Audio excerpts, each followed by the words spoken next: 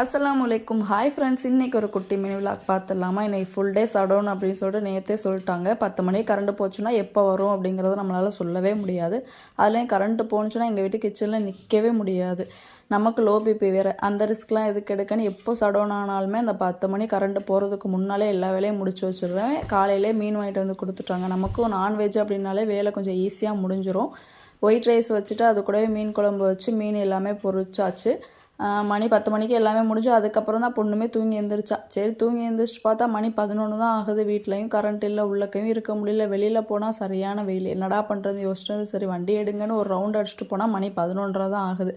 இதுக்கு மேலே எங்கேயுமே வெயிட் பண்ண முடியாது, நீங்கள் ஸ்கூலுக்கு போங்கன்னு ஸ்கூலுக்குமே போயிட்டோம். போனால் 12:30 மணிக்கு தான் லஞ்ச் அவர். நாங்கள் போனது என்னமோ 11:30 மணி. அது மாதிரியே நம்மளுக்கு டைம் ஸ்பெண்ட் பண்ணணுமே அப்படின்னு சொல்லிட்டு அங்கே இருந்த ஊஞ்சல் எல்லாத்தையும் நாங்கள் ஆடிட்டு இருந்தோமா. அங்கேருந்து வாட்ச்மேன் வேறு குறுகுறுன்னு பார்த்துட்டு இருந்தார். அவர் பார்த்துட்டு போகிறார், நம்ம என்ன பண்ணுறது, நம்ம வாட்டுக்கு ஆடிட்டு வந்தாச்சு.